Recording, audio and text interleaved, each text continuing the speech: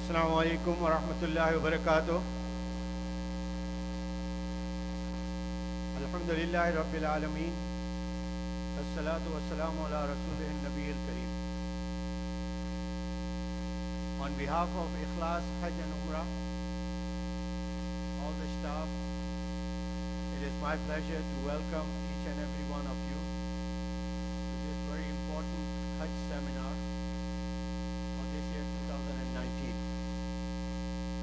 I'd like to welcome each and every one of you as we begin this seminar, and I greet you and those who are watching us via the internet. The greeting of Islam. Assalamu alaikum wa rahmatullahi wa barakatuh.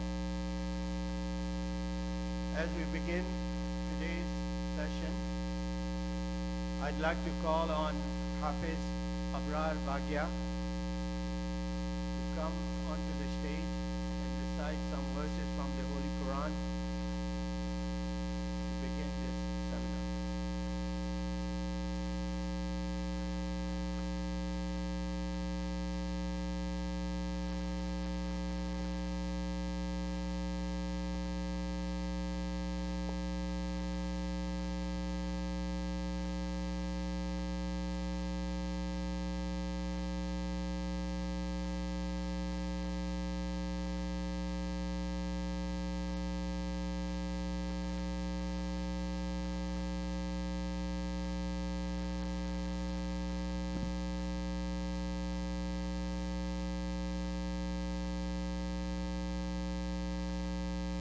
أعوذ بالله من الشيطان الرجيم. بسم الله الرحمن الرحيم. وأتموا الحج والعمرة لله، فإن أحصرتم فما استيسر من الهدي، ولا تحلقوا رؤوسكم حتى يبلغ الحدي محله، فمن كان منكم مريضا أو به أذى من رأسه ففدية من صيام أو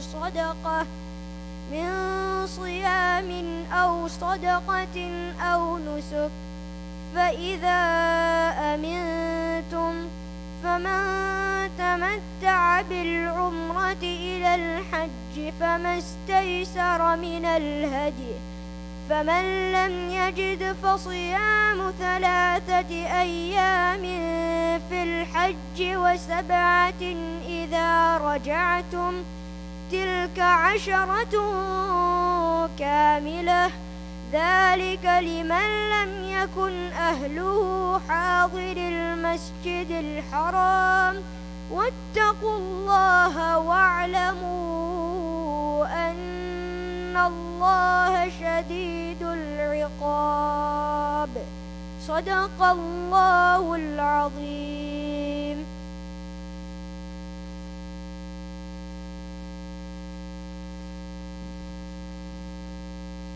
MashaAllah, Jazakumullah, Hafiz Abrar.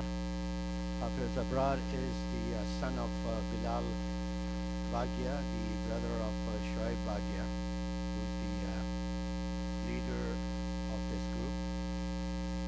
He's only 12 years old and he's memorized the whole Quran 2 years ago. Let us pray to Allah subhanahu wa ta'ala to give him steadfast on this Quran and preserve it in his chest till the end of his life. Ameen. Briefly, we will have the Mufti Qureshi here, who is the Mufti and the guide as far as the religious aspect of the whole Hajj trip is concerned.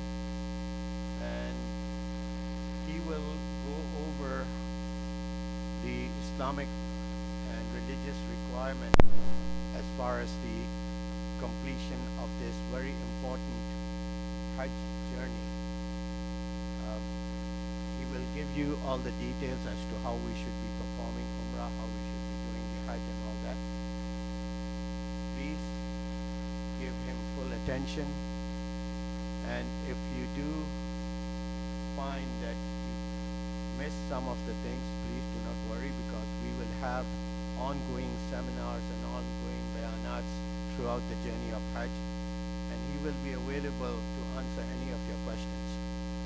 I'd like to, at this point, say that he is the authorized Mufti, and he will be the Mufti for this group. Any questions regards to the fiqh on masails, please consult him. When we travel to Hajj, you will see that you have people from all over the world doing everything according to what they have been taught, and it may not be what we do or how we do. So please do not get confused. Anything that you need to know, if you are not sure of, please consult Mufti Sahib. It is good that you know what to do, when to do, and how to do it, rather than do it on your own or follow somebody else or follow your friend or whoever is doing it. So because this is very important in Hajj, that we will be with you throughout the journey, and we will make sure, inshallah ta'ala, that all our Hajj is performed according to Quran and Sunnah in the best way possible. And at the end of the day, we do hope and pray from Allah subhanahu wa ta'ala that Allah accept our Hajj and bless us with the acceptance, as well as all the rewards that we've been told, we've been hearing about.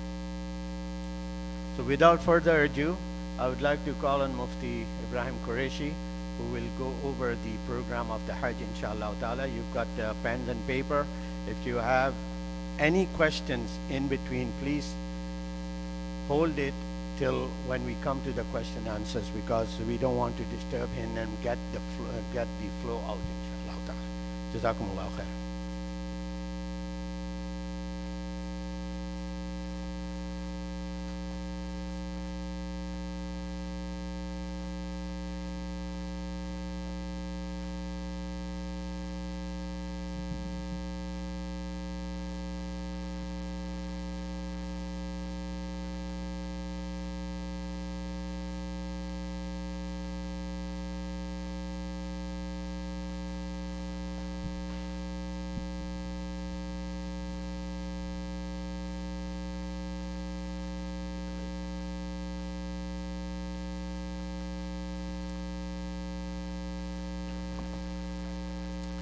بسم الله الرحمن الرحيم نحمده ونصلي على رسوله الكريم أعوذ بالله من الشيطان الرجيم بسم الله الرحمن الرحيم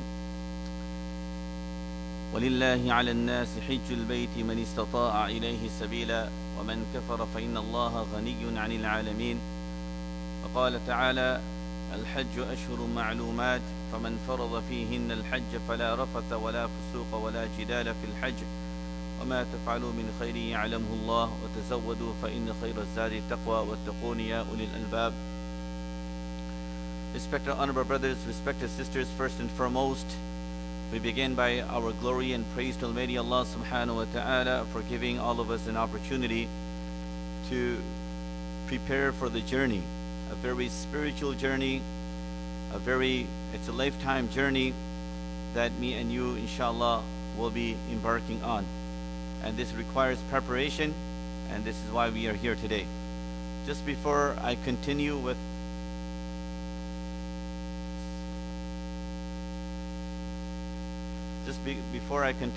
the program, is there anyone who does not understand Urdu? I know Brother Yunus Uncle, did you ask the audience if there's anyone that has problem with English?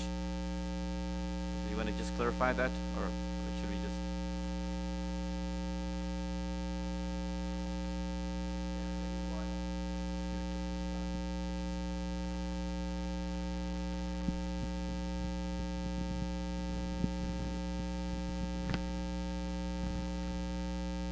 For the benefit of the majority, we'll be conducting most of the seminar in English. Is there anyone who has problem with English? कोई हुज्जाज इकराम में से है जो English follow नहीं कर सकते?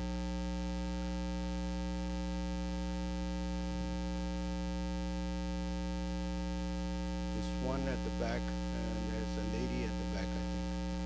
So how are you going to do it? So you're going to cover a little more? There are only two.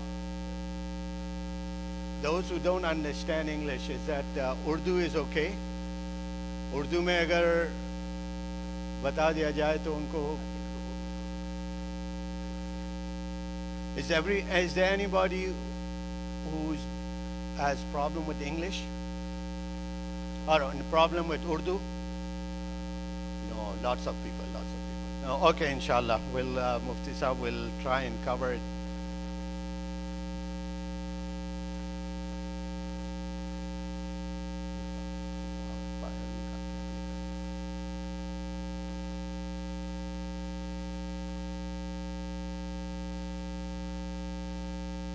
You can follow Mufti Sahib on the screens as well. You'll have the display on the screen on either side, in ladies' side and men's side. So inshallah, I'll keep this in English. And if there's any questions that you have during the presentation, then please note it down on your phones or on your papers. And inshallah, so during the presentation, I won't take any question, but when we break, so we'll have two sessions. The first one is going to cover the entire Umrah, and the second part will be covering the Hajj. So in between that, if you have any questions, inshallah, we'll be taking questions, but not during the presentation. So please note your questions down, and inshallah, most of your questions should be answered. You were given a small booklet. If not, maybe you probably have it in the package, step-by-step Umrah and Hajj guide. That should simplify a lot the procedure for Hajj. But you don't need to worry, inshallah, we will be with you. So again, just going to the point here, logistical part will be covered by the brother Yunus, founder. So I'm not going to go into that. I'm just going to stick to the Islamic perspective. And obviously, we learn in our fiqh that there are three types of Hajj that we can do. But the most common Hajj that we do, and majority of the brothers and sisters that do, is called Tamattu, the first one here. So this is the Hajj that we normally do, which is called Hajj Tamattu. A lot of brothers get confused what is Hajj Tamattu. So basically, Tamatta'a in Arabic language means to take benefit. So when we go for Hajj, and in one journey, we do two ibadah, Umrah and Hajj. When we take benefit of two ibadah, Umrah and Hajj in one journey, with two separate Ihram, so we go there, we do Umrah first, and then when Hajj time comes, we do Hajj with two separate Ihram. That is called Tamattu. Qiran basically means, Qarana in Arabic language means to join and combine. So when you combine two ibadah, Umrah and Hajj, in one Ihram, so when you go from here, or from our transit, and we put the Ihram on for both Hajj and Umrah, this is a little difficult one. So that is called combining two ibadah, Hajj and Umrah, in one Ihram. So this is a little difficult one. That's why many brothers and sisters don't do it. And Ifrad means to make it singular. Afrada yufridu means to make it singular. So basically, you're only doing Hajj and you're not doing Umrah. So when you embark on a journey, when you put the Ihram on, you're only doing Hajj. That is called Ifrad. So we'll be doing Hajj Tamattu, which is the most common.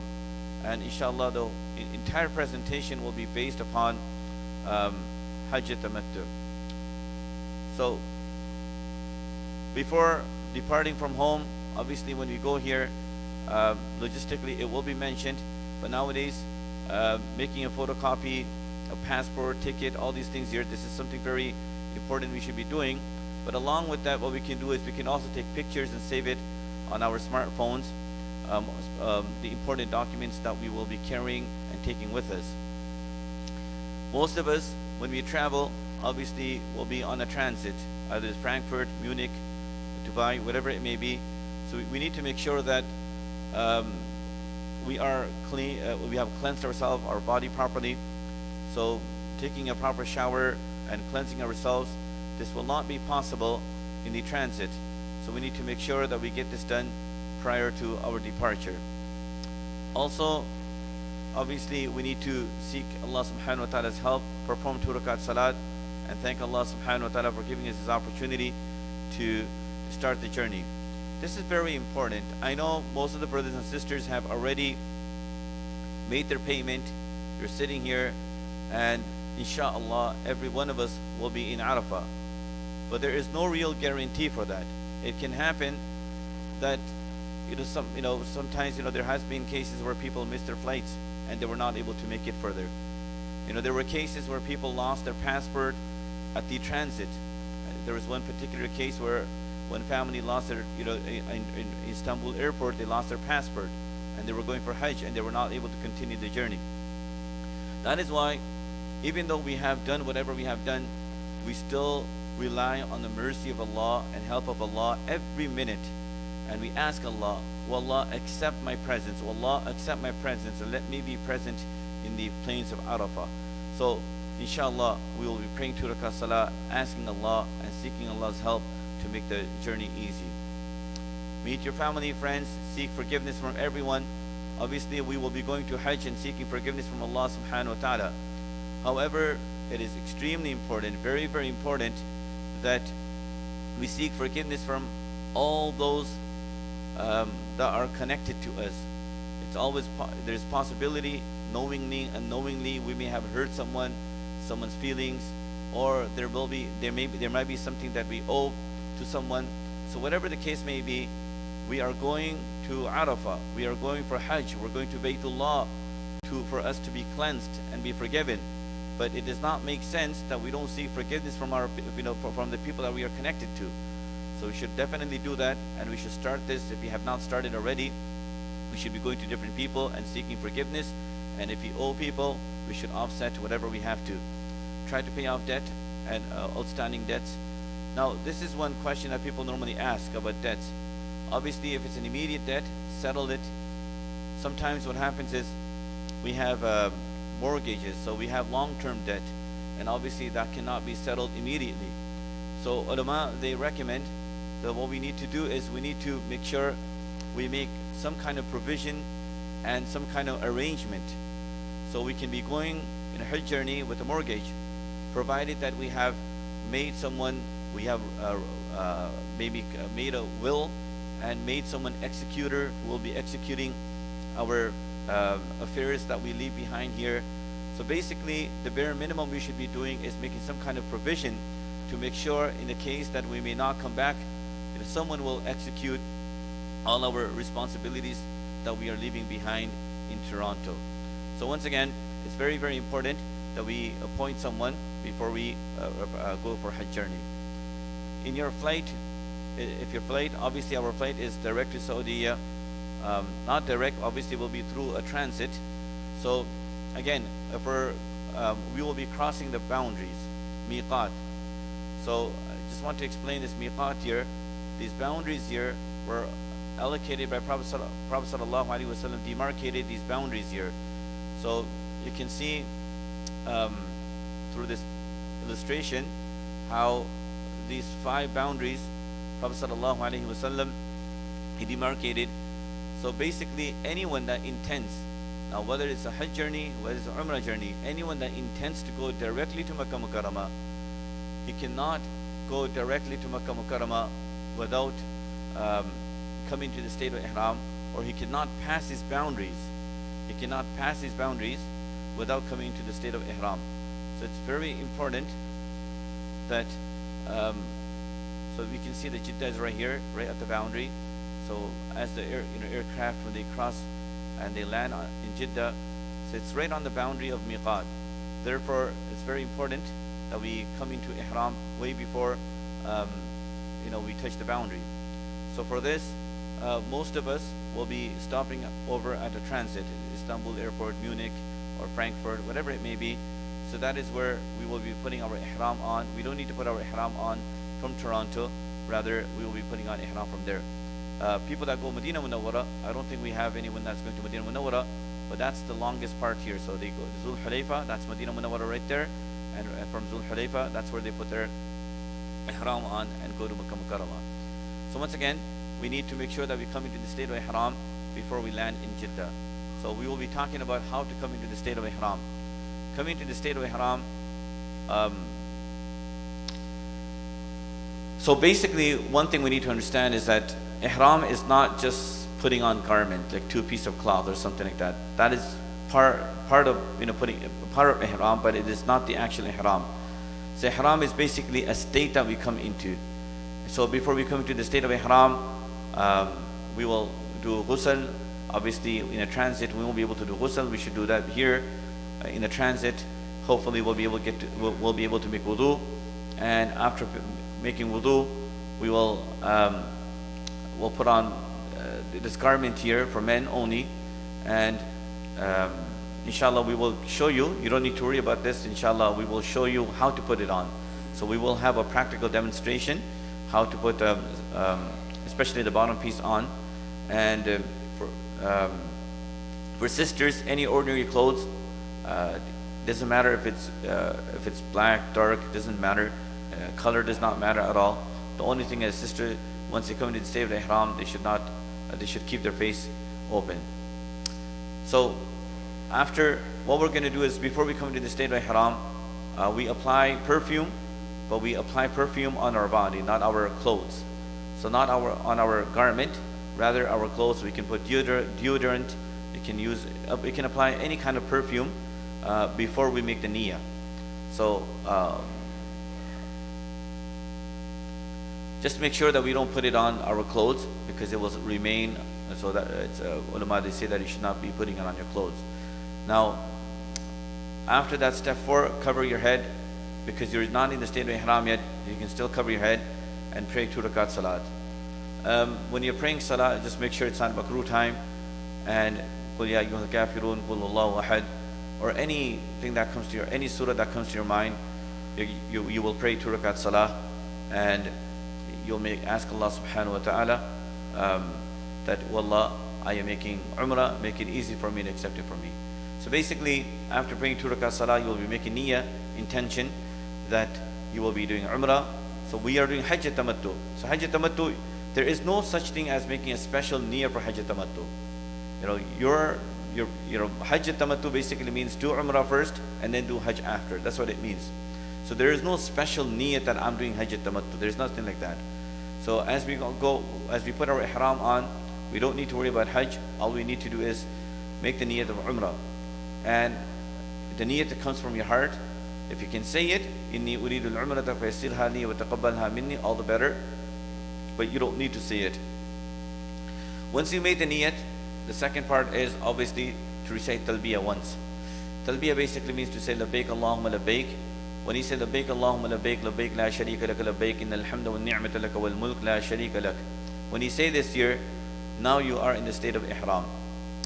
So this is very important, that when we come into the state of Ihram, what we need to do is make the niyyah and say labbaik Allahumma labbaik. Once we have said that, then inshallah we will be in the state of Ihram. So having recited the talbiyah, you have now entered in the state of Ihram. So just keep this in mind.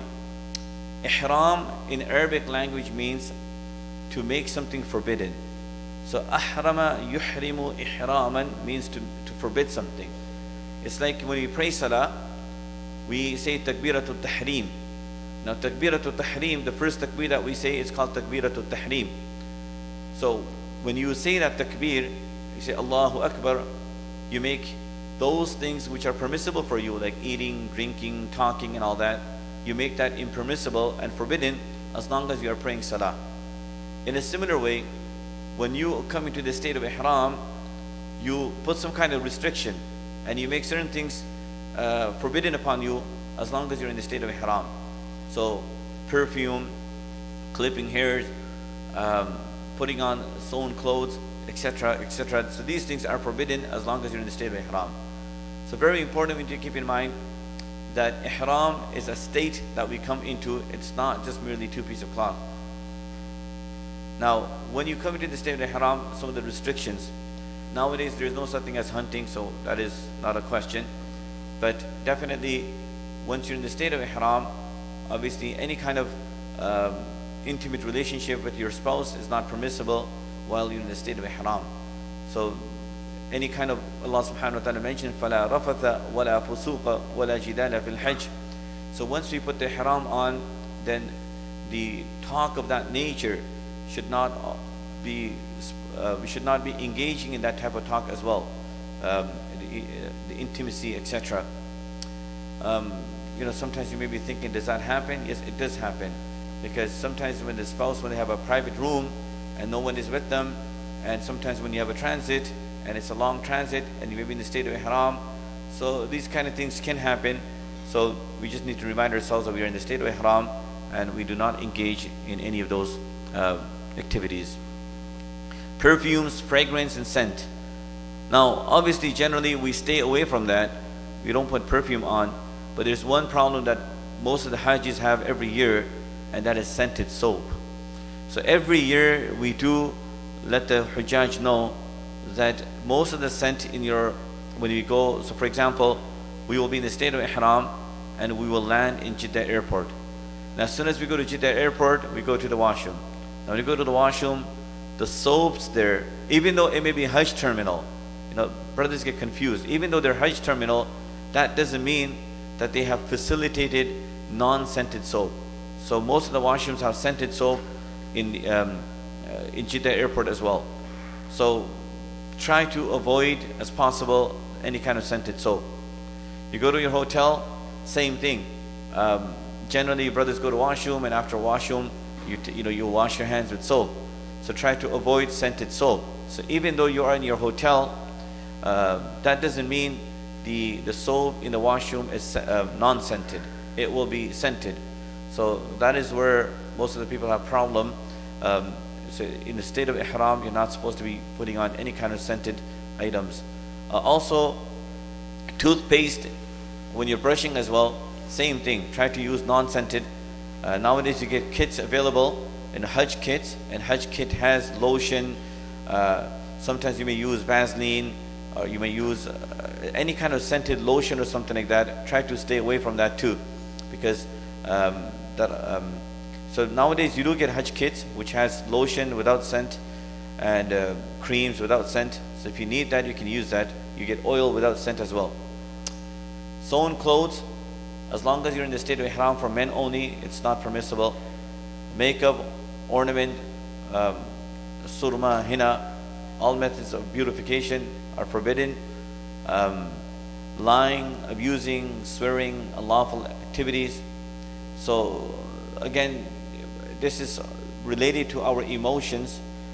We get frustrated, we get angry. Sometimes you have to sit in the aircraft for a long time. Sometimes your flights are delayed and you're sitting in the transit for a long time. Sometimes you're sitting in a bus for 2 hours and the bus is not moving. So you get frustrated. So when you get frustrated, then you start to swear, you start to say things. So just remind yourself you're in the state of ihram and stay away from that. Men must not cover their central bone. If you don't understand, then you can come to me and I'll explain to you what this means here. Men must not cover their face or their head. So when you're in the state of ihram, whether you're sleeping or whether you're awake, under any circumstances, you need to make sure that your face or your head is not covered. Women should not cover their face, but in the presence of men, they may cover in a way that covering does not touch their face. Sisters know how to do this here. If they have some kind of, if they need more clarification in how to put the veil on, but at the same time not touching their face, then I will be able to help them in that.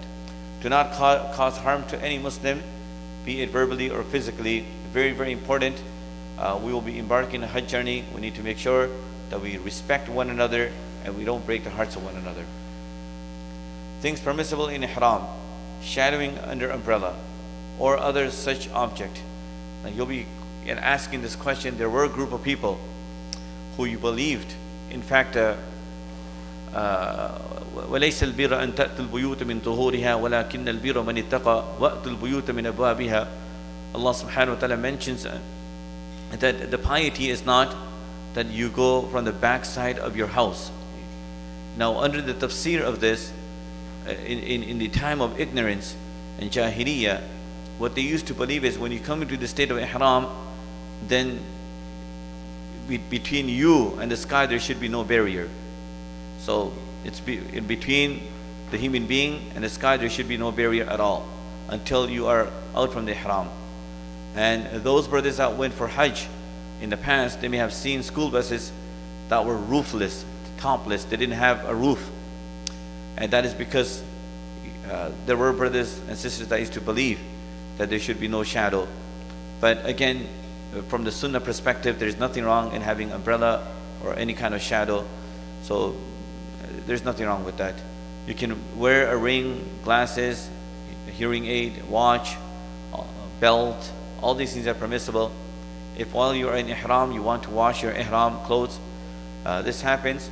Sometimes you're in aircraft and tea drops on your ihram, or you were having some food and your ihram gets dirty, or you were in the washroom and your ihram got dirty, so you need to take your ihram off and you want to change it.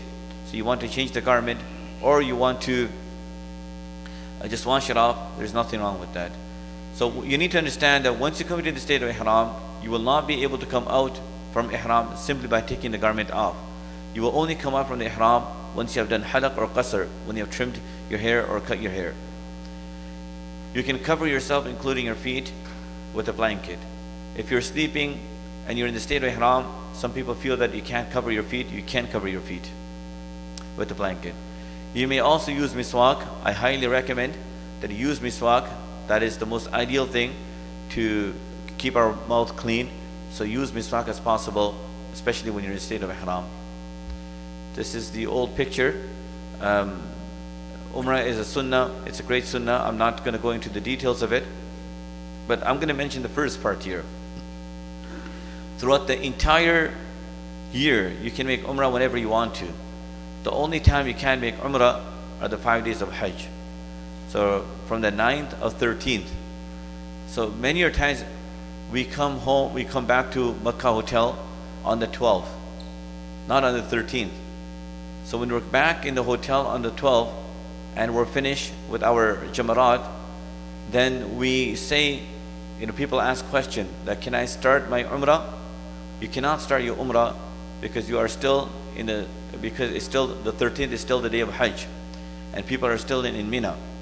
So that's one point we need to keep in mind. Otherwise, you can be doing Umrah any time of the year, and there is so much reward. But we're just gonna skip all the virtues here for the to save some time. Performing Hajj or Umrah, the most important thing. What's the most essential part of Umrah? So Umrah has 4 essentials: Ihram, Tawaf, Sa'i, Halaq or Qasr. So these are the 4 things which are most important, and this is what your Umrah basically is.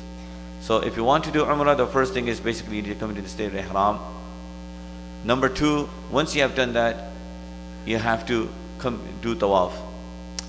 And I will inshallah explain to you what is Tawaf. And then after doing Tawaf, we do Sa'i, Safa Marwa.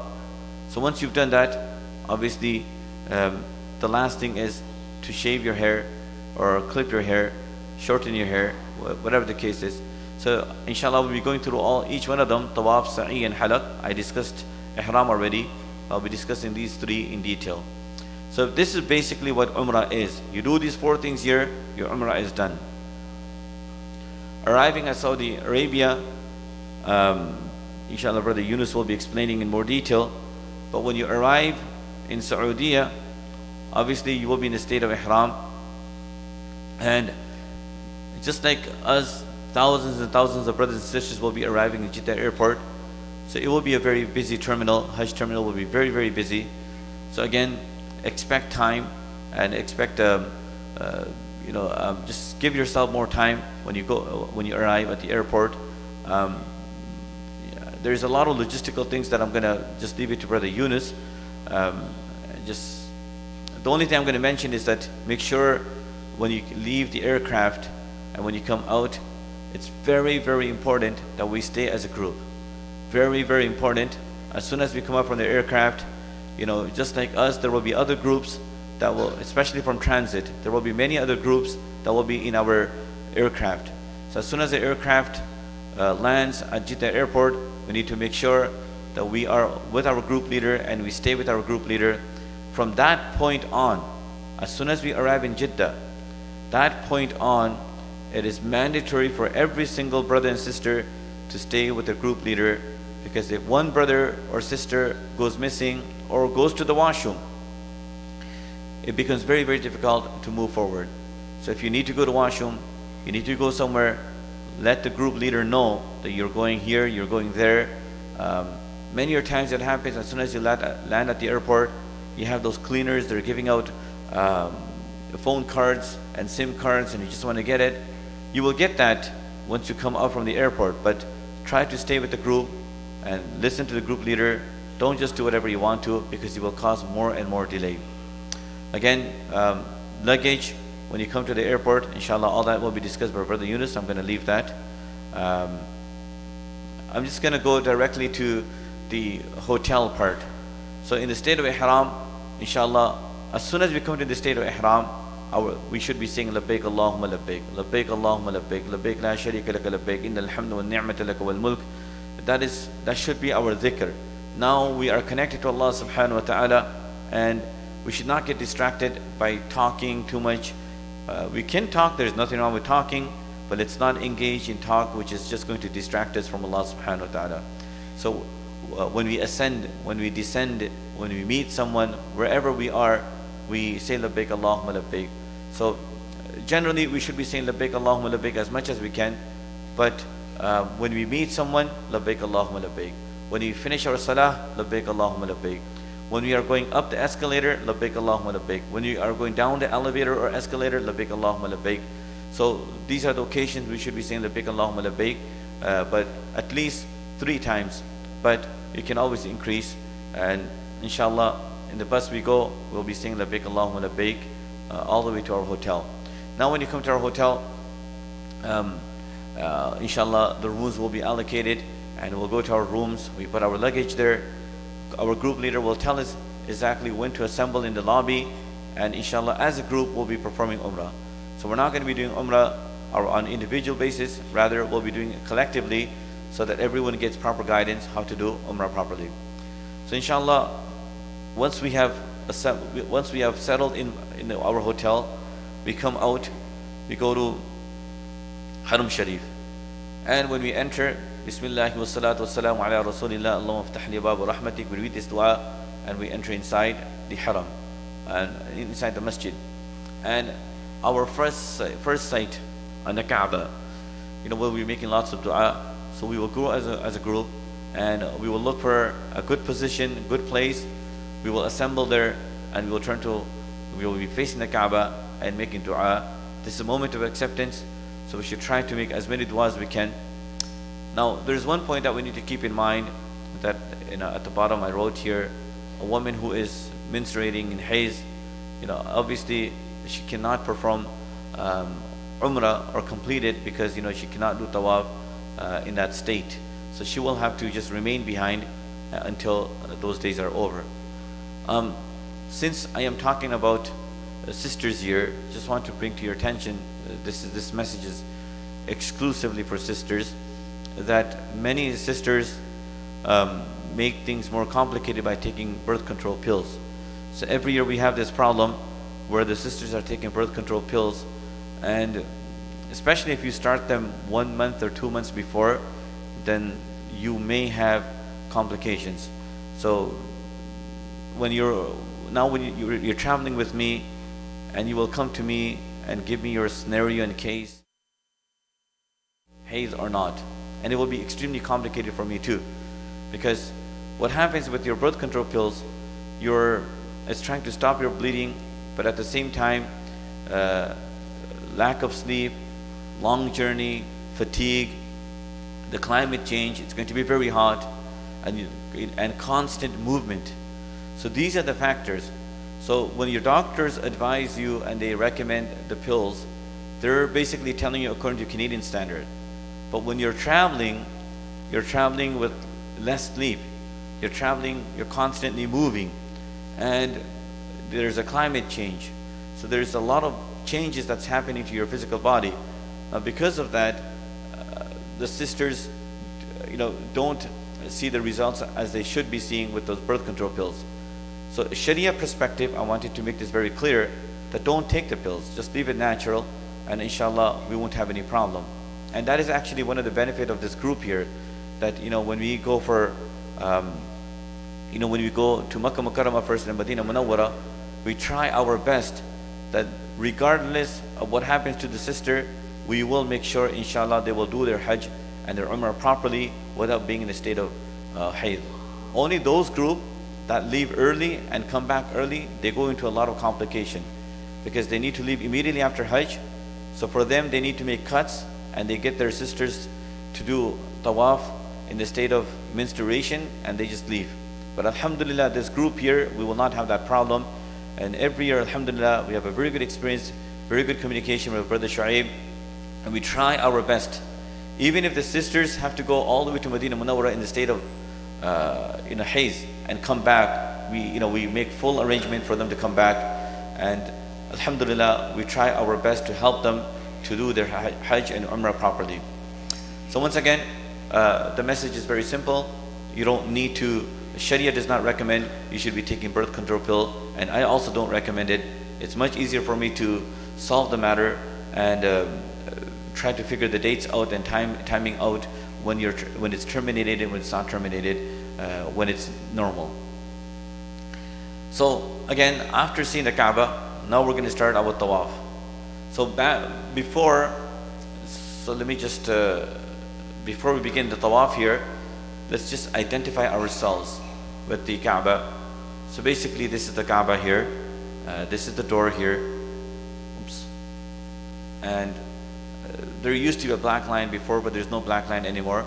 Hajar Aswad is right here, and adjacent to Hajar Aswad is basically the green light. So when you see the green light, the fluorescent light, this will be the indication that Hajar Aswad is right here. So when we start our Tawaf, then generally we will be looking at this green light. This will be the indication that Hajar Aswad is right here. There is no more black line, just the green light here. Maqam Ibrahim is just right here. In your books, it tells you that you should be praying Salat by Maqam Ibrahim after Tawaf. I highly discourage, because of the circumstances, unless you're able to. It will be a miracle that you're able to pray Salat here and there is no rush. That's just a miracle, but I don't think that's going to happen. So a lot of people after Tawaf, they pray Salat here, and it's in your books as well, but it's very difficult. People fight, and you're not really praying Salat. You're just you're causing more problem for everyone. Stampede happens here, many things happen, because you have to understand that when the Tawaf is going on, this whole area, people are making Tawaf. So Maqam Ibrahim is right here, but people will be making Tawaf here too. So there's a huge stampede that happens here. This is the semicircle wall, which is known to be Hijr Ismail or Hatim. This is, if you get a chance, you can pray Salat here. Mizab al-Rahmat is right here. Oops.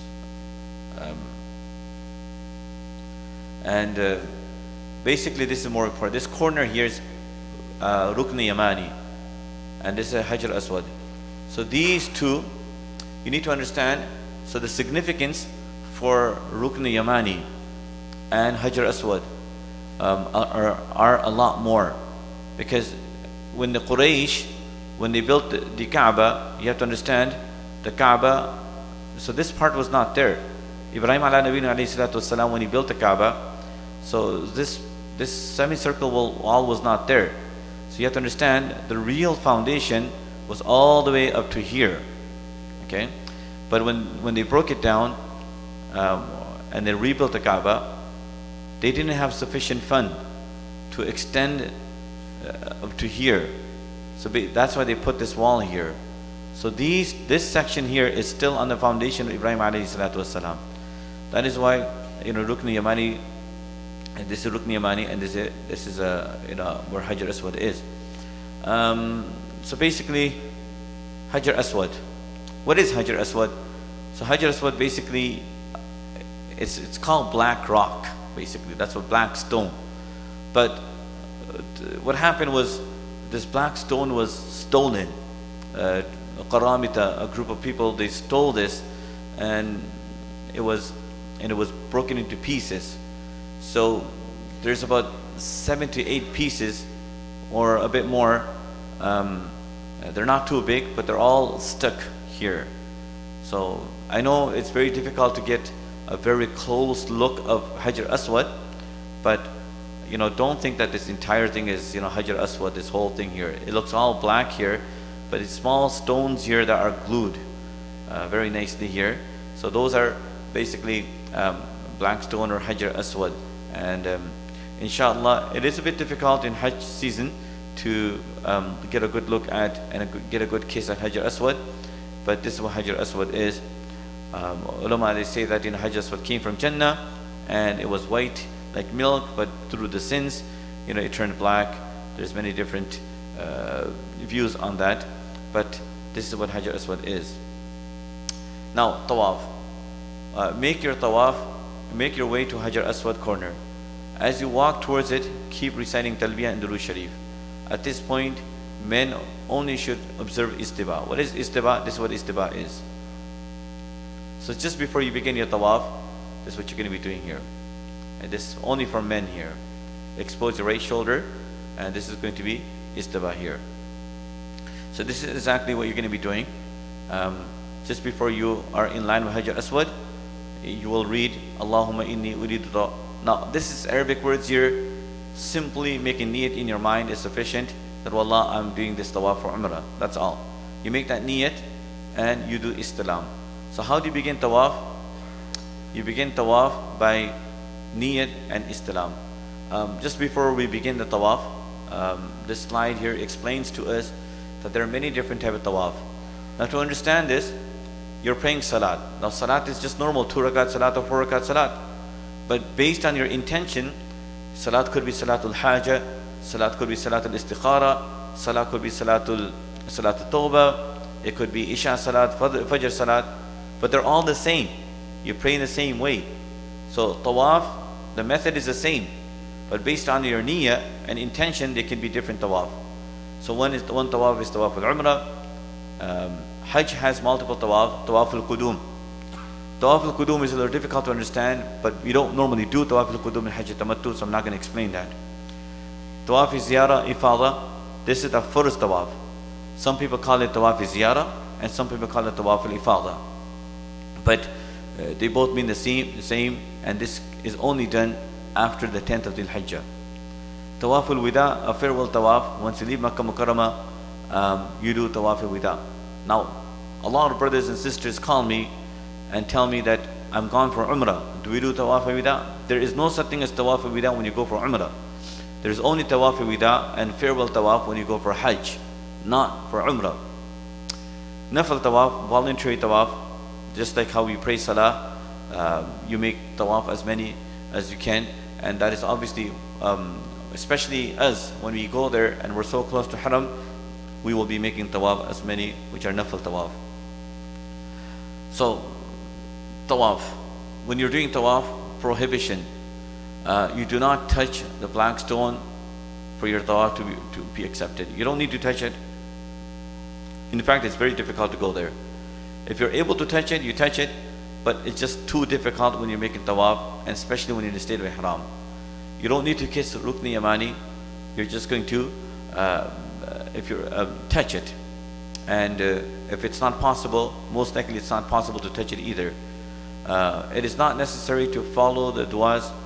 Now this is something many brothers and sisters, they feel that they're just loaded with books, and they're like, what are we going to do? What are we going to do? And like your books has so many du'as that you actually get confused. That every round you need to make this du'a, that du'a, that du'a, that du'a.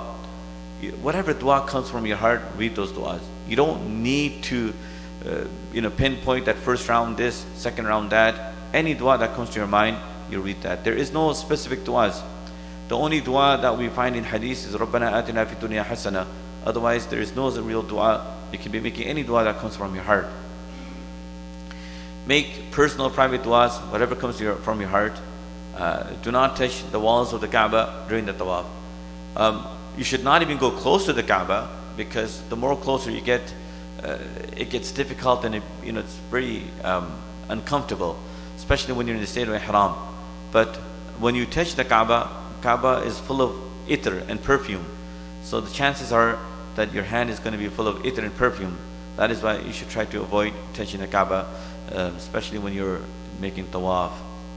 Do not raise your hands to Rukn Yamani. There's difference of fiqh here, but obviously, you can touch it, but not raise. Do not push or hurt anyone during tawaf. Do not do tawaf with your back to the Kaaba. The Kaaba should be done. The Kaaba should be on your left. Inshallah, we will be explaining this when you go there too. So don't worry too much if you don't understand. When we do tawaf, how do we begin? So we make niyyah, and after niyyah, we do istilam. So istilam, once you have made your intention, now we align ourselves with Hajar Aswad and we make istilam. So we say Bismillah, we raise our hands and we say Bismillah, Allahu Akbar, and we draw our hands towards us.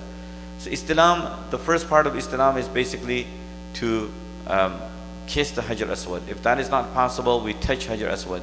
If that is not possible, then we make a gesture. So we draw, we just raise our hands towards Hajar Aswad, and then we draw it towards ourselves, and we kiss our hands. So basically, read Bismillah, Allahu Akbar. That is what istilam is. So we begin our tawaf with istilam, and every round we will be making istilam. So there are 7 rounds, and we will terminate the tawaf with istilam, which means we will be making istilam 8 times. So during our tawaf, ramal. So ramal basically means to walk with moving our shoulders like a brave man. Now, the history behind this is we find that it was very famous that whoever came from Medina Munawwara, they used to become frail, weak, sick. So the Quraysh, they were peeking and they were looking at the Sahabas, that look at these people, they went to Medina Munawwara, they're so weak. So Prophet ﷺ says, show them that you're not weak, you have the strength. So again, when you're making ramal, it's only for men, first 3 rounds. Only first 3 rounds, you will be making ramal. Now ramal is not made in every tawaf. It's only made in that tawaf which is followed by a sa'i. Remember this rule. You only make tawaf, or you only make ramal in that tawaf which is followed by a sa'i. So if you're not doing sa'i after the tawaf, then you don't make any ramal. So ramal basically means to move your shoulder and walk like a soldier for first 3 rounds only. The second 4 remaining rounds will be normal. Now this is a real picture, and this is how exactly it gets really packed.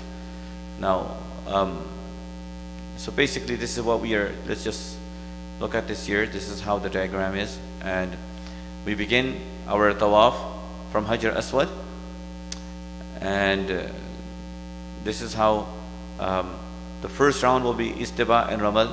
So istiba is done for all 7. Istiba basically means to keep our right shoulder exposed for all 7 rounds, not just first 3, but ramal is only first 3. So this is how basically we will start from here. So, and this is how we will complete 7 rounds. So once you've completed 7 rounds, then your tawaf. So one tawaf is basically consists of 7 rounds. Very important.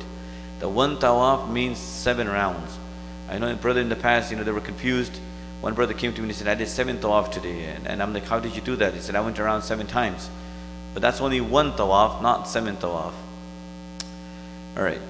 This is something very important. That what happens, you're doing tawaf, and during tawaf, there is adhan being called. Now, when the adhan is called during tawaf, what I would advise you is try to look for the timing. So when you go into the masjid itself, you will see clocks all over, which will be indicating towards time. So if you walk into the masjid, you will see Asr, let's say 5 o'clock. So that is when the adhan will be called. 5 o'clock will be adhan time. So try to do your tawaf in such a way that this is especially if you are with sisters. It's very important if you're with sisters, because once the adhan is called, there's a rush to make safs, to avoid the saf and the rush and to find a good place for a sister to pray salah, it's better that, let's say the adhan is going to be called at 5 o'clock and I see that I've only done 3 rounds and I'm close to 5 o'clock, then stop. Finish 3 rounds and stop. Go in a corner, look for a good place where you can sit with your sister, your wife, your sister, whoever it may be. You sit with them and pray your salah and then come back to Hajar Aswad and begin the 4th round.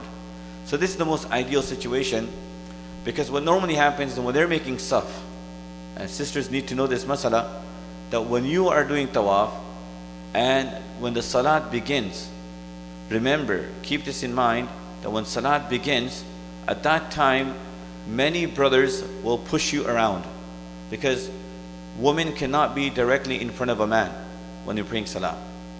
So many brothers will be saying that go back, go back, go back, right? And sisters will get very confused. They'll get disturbed by men telling them go back, go back, go back kind of thing here. So why put yourself in a situation where you're very uncomfortable? So let's be wise.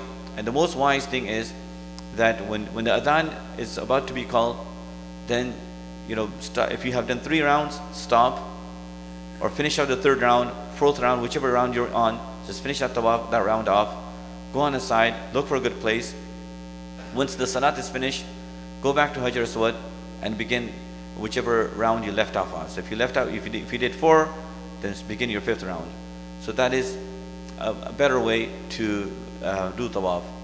Also, we need to keep in mind that when you break your wudu, so obviously for tawaf you have to be in a state of wudu. You need to have wudu. For sa'i you don't. For tawaf you have to have wudu. So if you broke your wudu, let's say you were making, you were on your 3rd round and you break your wudu. So you did 2, go back. There's some designated areas within the masjid. You make wudu and come back, and that same round, the 3rd round, you just start from there. So you don't need to start all over again. That same 3rd round, you just carry on and continue your tawaf. So for sisters, as I had mentioned, that sisters can generally do anything. They can do anything. The only restriction they have in the state of menstruation is they can't do tawaf. Other than that, being in Muzdalifah, Mina, Arafah, Jamarat, whatever it may be, everything is permissible. There's nothing wrong with that. Maqam Ibrahim. Now, again, this is Maqam Ibrahim. When you finish your 7 rounds, you will be praying salat. As I mentioned to you, that your books tell you to read salat at Maqam Ibrahim, but I recommend that because of the rush, try to pray in a more safer place. Don't try to pray by Maqam Ibrahim. You will hurt yourself and you will hurt others. Now, this is Maqam Ibrahim. I'm just skipping some details here. Zamzam. Now, Zamzam water, obviously once you finish tawaf, you're tired and you want to drink Zamzam water. Nowadays, there is a lot of rush. So when you finish your tawaf, this is something very, very important. It's going to help you. So please note this down. When you finish your tawaf, and after tawaf, you're tired, you want water to drink, and the best of water is Zamzam water to drink. You should be drinking that. And this is the dua you should be reading. Allahumma inni as'aluka ilman nafi'a wa rizqan wasi'a. There's actually a whole book written on by Sa'id al-Bagdash, one of the great scholars of Medina Munawwara. He wrote a book called Fadlu Ma'i Zamzam. And under that book, he's compiled about 20 scholars who, great scholars. And among them is Maulana Shuf Ali Tanwi, Maulana Zafar Matani Rahmatullahi Alayhi, and many great scholars. Ibn Taymiyyah is also one of them. So these great scholars, they were just waiting to put that first sip of Zamzam water in Haram. And they had so many du'as and wishes. And when they made that du'a with that first sip in Haram, Allah Ta'ala accepted and fulfilled their wishes. So this is an amazing moment to drink Zamzam water. But logistically speaking, when you finish your tawaf, and now when you look for Zamzam water, there's a huge rush. Everyone it's like a stampede. Everyone is just going after the Zamzam water, and there's a huge rush. I would recommend, based on the experience, every year's experience, is that keep a water bottle with you. It's going to make it very easy for you. Keep a water bottle with you. Before we begin our tawaf, fill that water with Zamzam up. Now the benefit of that is, when you finish your tawaf, you have your water with you, Zamzam water with you in your back. You don't need to go into the stampede. You don't need to cross into that rush. You don't need to hurt anyone, and you don't need to hurt yourself. And you won't even get lost. So to avoid all those problems, all we need to do is we will carry a bag with us. So when we start our tawaf, obviously we will have a small bag with us, and in that small bag we will have our slippers with us and a water bottle with us, some basic things that we need with us, that we need to carry with us on our back. So keep a water bottle as well, fill it up, and that will make it very easy to drink some water, and we will avoid all that rush. Nevertheless, once we have done tawaf, after that, obviously sa'i. This is a very, very old picture. Obviously, mas'a, or the place where we make sa'i, is nothing like this anymore. History behind sa'i, I'm leaving everything behind just to save time. This presentation itself takes at least 5 hours for me to go through in detail, and I'm trying to do this in 1 hour. So when you're making after tawaf, we need to make sa'i. Now when we make sa'i here, what we're going to do is, basically we're going to make istilam for the 9th time. So 8 istilams are basically for tawaf. We begin istilam, we begin tawaf with istilam, and we end tawaf with istilam. So that's 7 rounds and 8 istilam. Now when we are going towards Safa, where the green light is, we will make istilam again, and we will come to Safa. Now when we come here, we face the Kaaba and we make dua. So basically when you come to Safa, this is Safa and this is Marwa here. So basically we will be doing sa'i. So when we do sa'i, we need to pray to Allah subhanahu wa ta'ala. How do we begin with sa'i? We face the Kaaba and we make dua. If you know the verse, inna safa wal marwata min sha'airillah, we should read that verse as well. And whatever du'as come to your mind, you read those du'as. And so basically, raise your hand and face the Kaaba and make du'a. Just for convenience, sa'i, there are 4 floors. So, it's very easy to do sa'i. You don't need to just go in one floor, but there's other floors as well where you can do sa'i. And if you're in a wheelchair, then you may not have many options to do sa'i except for the designated place. Nevertheless, when you're going to start from Safa, and you will carry on to. So sa'i consists of 7 rounds. So Safa to Marwa is 1 round, and back is 2 rounds. So you will finish at Marwa. The 7th round will be at Marwa. Now, you see this green light here. This green. This is called Milain Akhdarain. This is a very small area where as soon as you descend from Safa and you come down, you need to run in a faster pace. Only for men, not for women. Again, this is because Hajar alayhi salam, she could not see, because Ibrahim alayhi salatu Ismail was just lying here, and because this was like a valley, when Hajar, when she was running, when she was keeping her eyes on her child, but when she came to this part here, she was not able to see Ismail, so she was running and she was a bit haste, but then she was just walking normal. So again, many times brothers and sisters, they run. There's no such thing as running all the way from Safa to Marwa. You don't need to do that. You can take time and walk normal and do as much as dhikr you can during sa'i. Also, when you come to Marwa, you will do the same thing as you did what you did in Safa. So you'll be facing the Kaaba and you'll be making dua. So same thing, whatever you did at Safa, you do the Marwa, you face it. From Safa you can see Kaaba, but from Marwa you can't really see the Kaaba. You will just face the wall and you will be making dua as much as dua you can. Hajj is all about making dua. We should be making lots of dua in Hajj. So this is how we will be doing sa'i. Now, don'ts in sa'i, do's and don'ts. Although it is preferable, you do not have to have wudu. For tawaf, you have to have wudu, but for sa'i, preferable to have wudu, but you don't have to have wudu.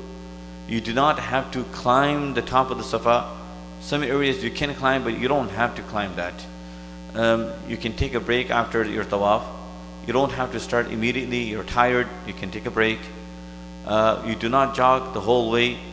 Some people, they just feel that I want to get over this, and they just jog the whole way and try to just run down between the two places, Safa and Marwa, which is not a good thing. It's an ibadah, and do it properly. Women do not run between the green lights. You are not restricted to any specific du'as. Again, a lot of people feel that, first round, second round, we make du'a. I forgot to mention this here, but whether it's Safa or whether it's Tawaf, first round, second round, one is the du'as that comes to your mind, you make that du'a. Or what you can do is have a tasbih with you. This is some practical steps, and just you mentally set your mind in such a way that my first round is going to be just istighfar, astaghfirullah, astaghfirullah. Entire first round is just istighfar. And my second round is going to be just durood sharif. So just Allahumma salli ala Muhammad. My third round is going to be the third kalima, subhanallah walhamdulillah wa la ilaha illallah Allahu akbar. My fourth round is going to be the fourth kalima, la ilaha illallah wahdahu. So when you have it like that, even if you don't, that way you know exactly, okay, I'm reading durood sharif, so my second round. I'm doing istighfar, my first round. I'm reading the third kalima, so my third round. I'm reading the fourth kalima, that's my fourth round. So that way, you don't even have the burden to remember which round you're in because of the dhikr that you're doing. So that's a very easy way, because people do get confused. Oh no, my third round, fourth round, well, what am I doing? So if you designate it, and if you pre-plan, pre-program your mind like that, it will become very easy to do tawaf and sa'i. So that is just some practical steps to keep in mind. Once our tawaf is done, then we will do halaq and qasr. One of the two. I normally recommend that don't cut your hair inside the hotel or in your room. The sisters can do that, but not the brothers, because you'll have hair all over, and maybe you might even clog up the washroom. So it's better there are barbers all over. By Marwa, there are plenty of barbers. They're everywhere. And so you can trim. If you trim, then minimum 1 inch, or you can shave, whichever ones. Obviously, in hadith perspective, there is more virtue for shaving, but you are, you have the choice of doing any of them. Sisters can obviously just do one qasr. Obviously, this is another confusing part for sisters, that after cutting your hair, after doing tawaf and sa'i, the sisters can help one another, and they can cut it for one another as well. So it doesn't mean that you have to be out of ihram. Provided that you have done tawaf and sa'i, you can cut the hair of one another. Doesn't mean that one sister has to be out of ihram before she can cut someone else's. This is one question that people always ask. Again, the condition is you have to done your tawaf. Once you've done your tawaf and sa'i, the only thing that's left is halaq or qasr. In that case, you can help one another and cut the hair of one another, even though you're in a state of ihram. So this is basically some basic guidelines and time for Hajj here. But Brother Yunus, we can take some questions here before we begin. Sorry? I think we should take some questions before we go for Hajj. Yeah. Yeah. Yeah. You're tired. Yeah. It's a long presentation. Yeah.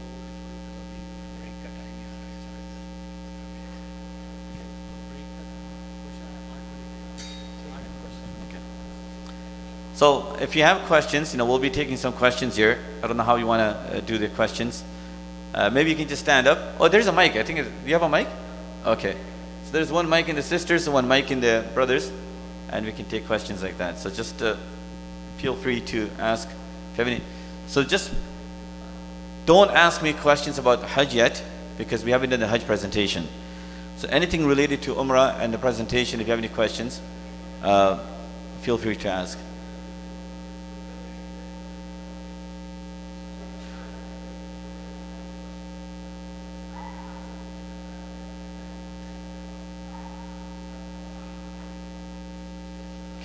Can they start or?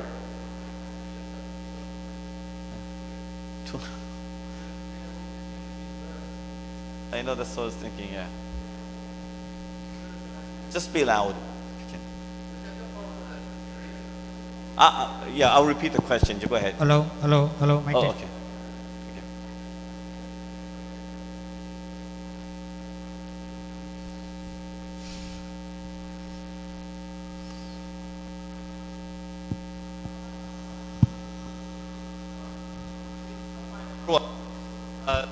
The men king in the light.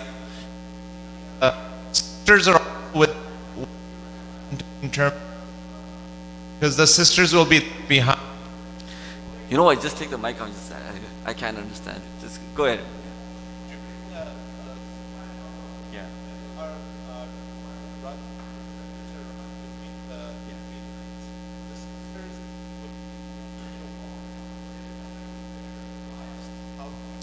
It's a good question. The question basically is between Safa and Marwa, if the men are only required to run but not women, so then they're going to fall behind. That's not going to happen. What's going to happen is that the distance between the two lines is very, very short. It's about 100 meters.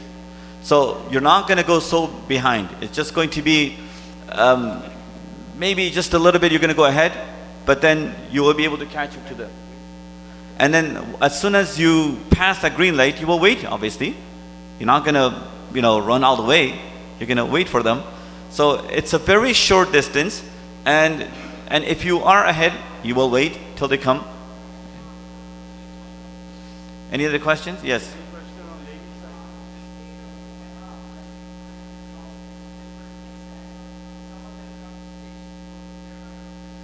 No, you are allowed to wear stitch. You are allowed, yes. You are allowed to wear stitch slippers and sandals. Any question from the sister side?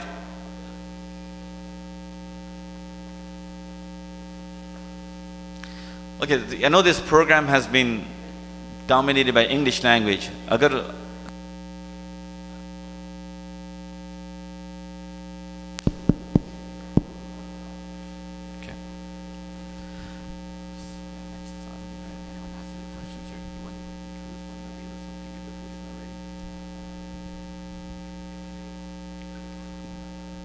Just to give everyone a break from, I know it's a very in-depth and long presentation, and Mufti Sahib has done a good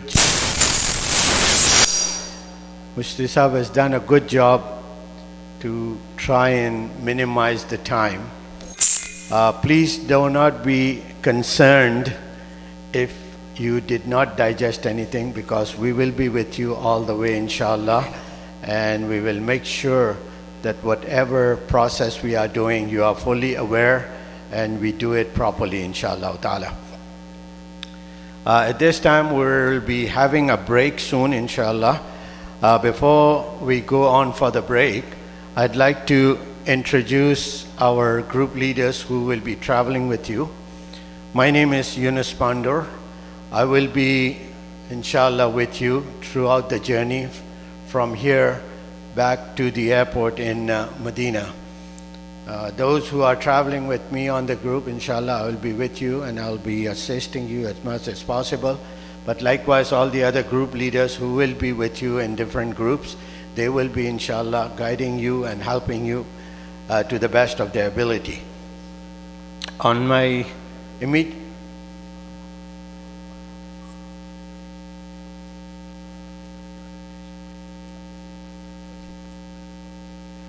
To my immediate left is, as you know, Mufti Ibrahim Qureshi. He will be with a group that will be going via Madrid, inshallah, on the 29th. So those who are with his group, you will know who is your group leader once before we finish the seminar today. So inshallah. So Mufti Ibrahim Qureshi, and as I've said in my initial talk, that he is the Mufti and he will be responsible to guide you as far as all the fiqh and masail is concerned.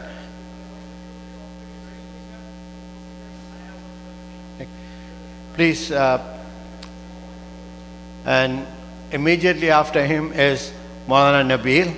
He will also be with us, inshallah, and he will be leading one of the groups. Immediately next to him is Maulana Inamullah. He is also well experienced and well versed. Inshallah, he'll be with you. If I could have Bilal, can you come up here, please? This is Bilal Bagia. He will also be one of the group leaders. He'll be with us in Makkah Hotel and Medina Hotel.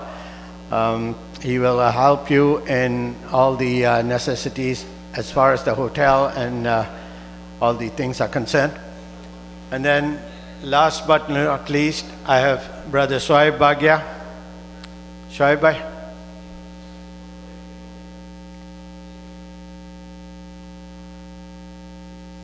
Shoaib bhai Bagia, everyone knows him, everyone has talked to him. I don't know if you have met him personally, but he will be overall responsible for the group. So if you don't get any answer from us or from one of the group leaders, he's the one to track to.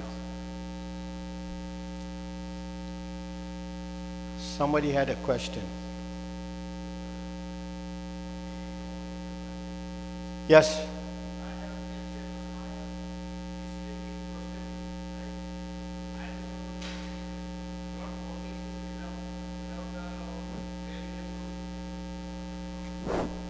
Hello.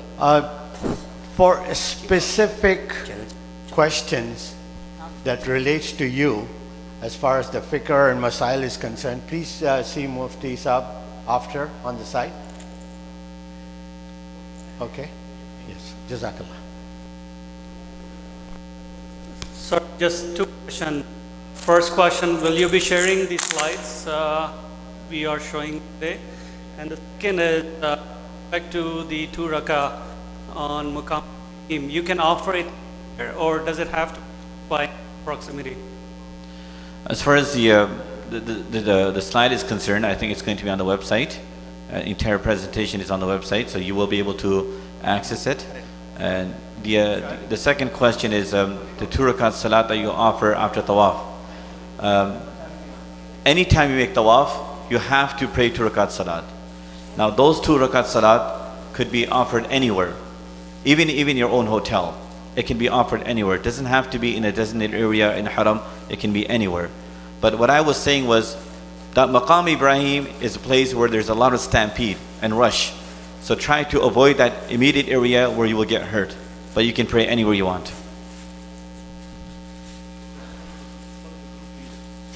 Yeah, just follow the group leader when you're doing it in a group. So right now, we're going to be doing is there a question? Someone has a question here? No, right? Okay, if you don't have a question, don't create a question. But what we're going to be doing, this is for men. So can we get the lights for this? Brothers, get the lights. We're going to have a practical demonstration for people to view how you put the ihram on. अभी हम एक यूनुस भाई जो है ये सिर्फ मर्द के लिए है हमें बतलाएंगे कि किस तरीके से ihram बांधते हैं. Can the brothers get the lights, please?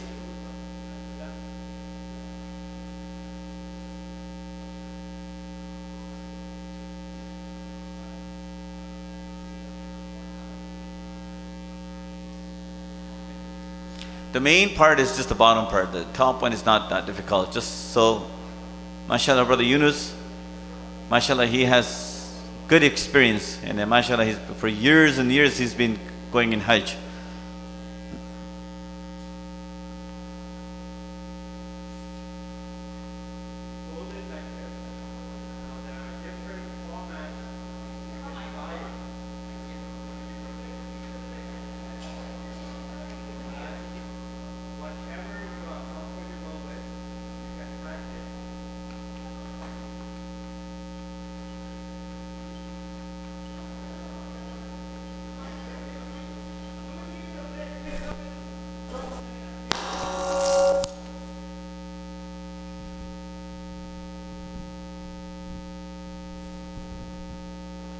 So Ihram, Mufti Sahib has explained these two pieces should not be stitched together in the sense that you cannot have it stitched like this. So there is a stitch in.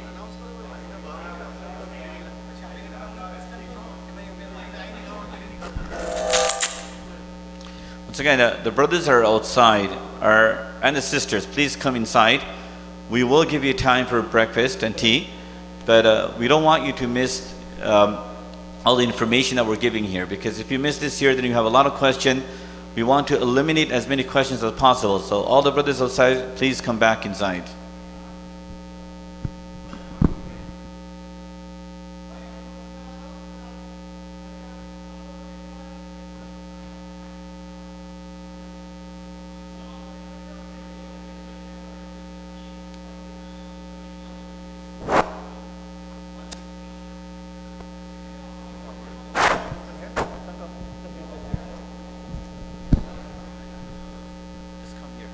Okay, come here.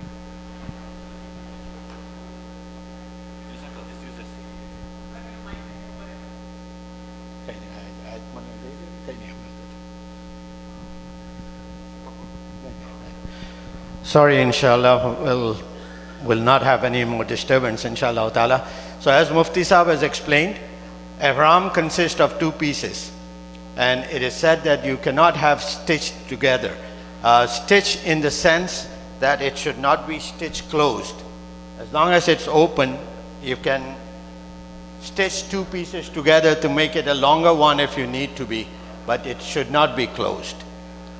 And it is preferable to have white, but it's not necessary as far as the fiqh is concerned. So if you have a little color on it, it doesn't matter. The other thing about Ihram is that the Ihram, like Mufti Sahib has said, is not the clothes, it's your intention. So if you need to change the Ihram for any reason, either it's got dirty or it's got napaki on it, you can change it. But please make sure that it does not have any perfume when you put the one on. So there are two pieces, the bottom piece and the top piece. And this year, Brother Shoaib has gone into the extra length to have the custom-made Ihram. So the top piece has got our logo on it. So if you wear it, we can also identify that it's our Haji. You will get one of the Ihram with the kit free. And if you need another one, you can buy it. It's about $25, I think. So bottom piece is the most important one. And to put it on, you will wear it around you, and then to tie it, there are different ways of doing it, whatever you are comfortable with. I am comfortable wearing lungi, so I don't have any problem. I tie it like lungi. But others who tie it and fold it. And if you need to have a money belt on it for security reasons, you can wear a money belt on it as well.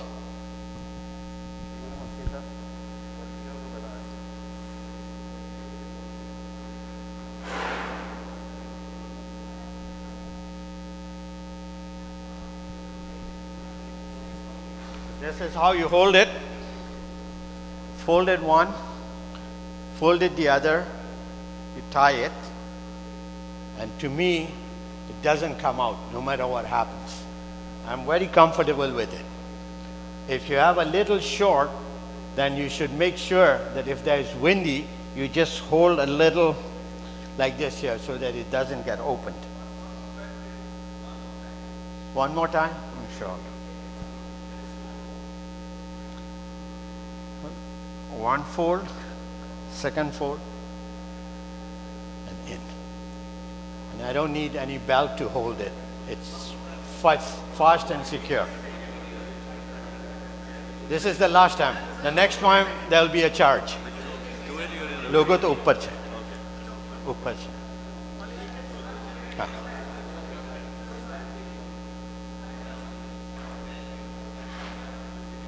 Okay. And if somebody wants it to do it the other way, people do it.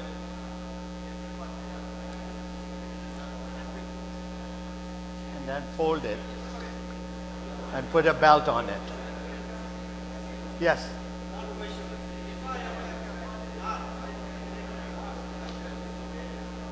No. No. All right. Now, the second piece. The second piece is the one with the logo on it.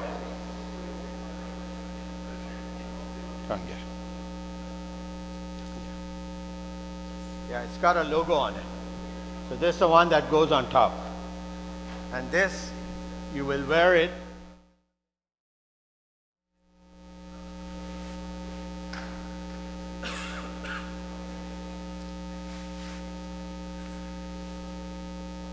This is how you will be.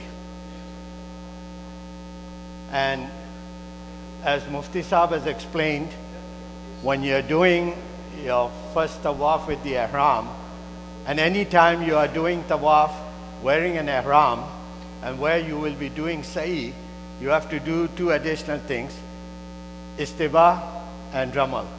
Istiba is, before you start your tawaf, you open up your right shoulder.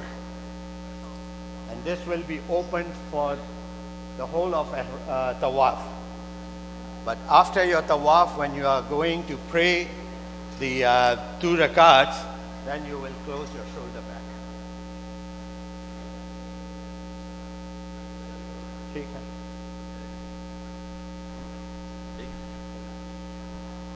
समझ में आ गया मैं किसी को any doubts? Now my suggestion for you is, after you get home tonight, till the time of your departure, you try and practice wearing the ihram. Not only wearing the ihram, wear the ihram and perform some salats, takes a little rest so that you know you are comfortable with. It's for the Umrah, it's only a short time. But for the 5 days of Hajj, you will be in ihram for 3 days. So you got to be comfortable, because you will be going to the washroom, you'll be wearing the ihram, you'll be sleeping, you'll be wearing the ihram, you'll be walking, praying, everything in ihram. So try and practice at home so that you are comfortable when the time comes. एक गुजारिश ये है कि अगर आपके बाद आप जब घर पे पहुँचें तो ये ihram आपके साथ होगा, क्योंकि आपको किट में दिया जाएगा, तो आप ये ihram पहन के घर में प्रैक्टिस करें, चलने की, ज़रा लेटने की, बैठने की, उठने की, नमाज पढ़ने की, बैतुल खला जाने की, तो इसलिए कि आपको ये कंफर्टेबल हो जाएगा। तो आप जब ihram उम्रा के लिए या हज के लिए बांधेंगे तो आपको कोई दिक्कत नहीं होगी। The other problem that people face is people are not used to walking around during the daytime outside without the underwear. And in the ihram you can't wear it. So a lot of people get rash. If you do have that problem, Mufti Sahib will explain that you can use Vaseline or lotion, provided it is not scented.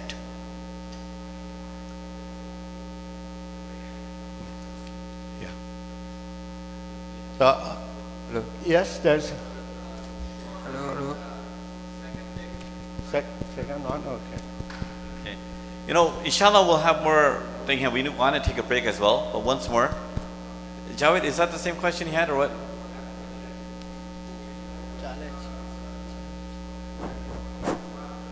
Istiba. Only during tawaf. Istiba is only during tawaf, nowhere else.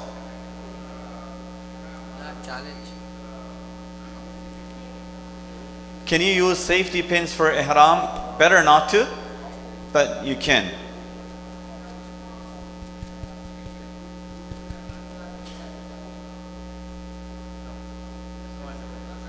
You can't wear any underwears, anything. Okay.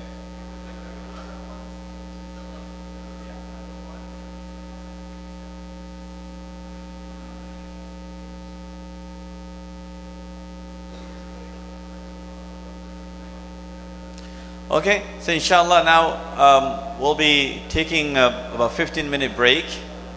I say 15 minutes, but you will take a bit longer than that. But we want to, go with a good pace. So inshallah, we'll break for tea. Inshallah, try to come back as soon as possible within 15 minutes. Jazakallah khairan.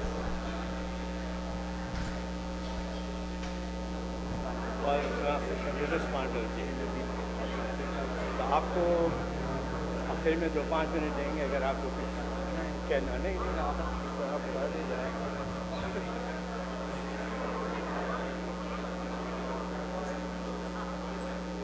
सब जा रहे हैं मैं शाकिर साहब का अभी तक उनका बताया तो है लेकिन अभी तक कुछ डेफिनेट में वाले जी अल्हम्दुलिल्लाह